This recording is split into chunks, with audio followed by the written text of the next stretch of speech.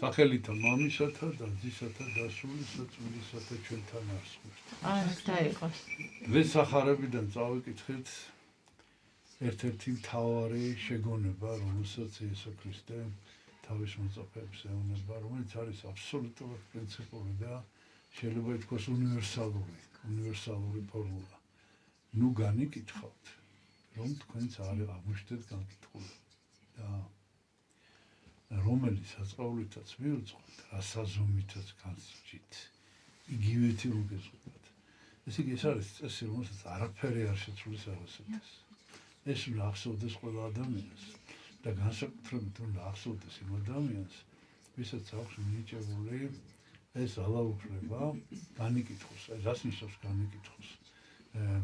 განკითხვა არ ნიშნავს შეფასების გაკეთებას. განკითხვა ნიშნავს განაჩენის გამოტანას. შეფასება, რომელსაც მოყვება განაჩენი. ეს არის განკითხვა. და ადამიანს მუდმივად უნდა ახსოვდეს, რომ არაფერი ამ ქვეყანაზე არ არის უცვლელი.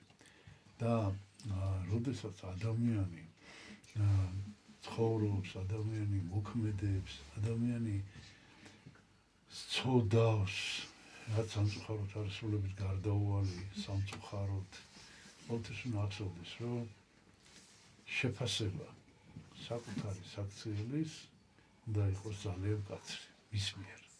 ადამიანმა საკუთარი ქმედება რაც უფრო მკაცრად შეფასებს, მით უფრო მობიერი იქნება სხვა ადამიანების შეფასება მის მიერ. და პირიქით, როდესაც მას უწევს სხვადასხვა გარემოებების გამო სხვა ადამიანის შეფასების, საქციელის შეფასების გაკეთება, მაქსიმალურად უნდა ეცადოს, რომ მონახოს რაღაცა გამართლება კი არა, ახსნა.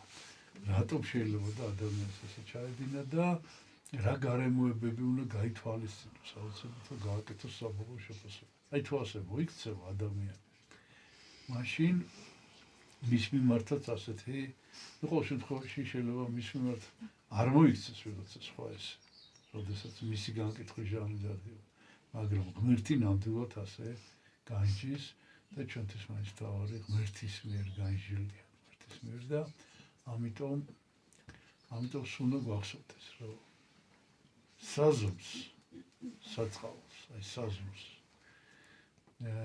კრიტერიუმებს, შეფასების კრიტერიუმებს ჩვენ თვითონ ვადგენთ. აი ჩვენ ვაკეთებთ.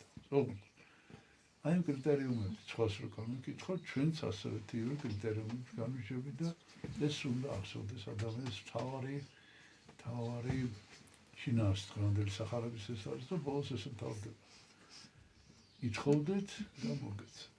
ეძიებდით და ყოველთვის ირეკლეთ და განგეყოთ. ადამიანმა აუცილებლად ყოველთვის უნდა ითხოვოს.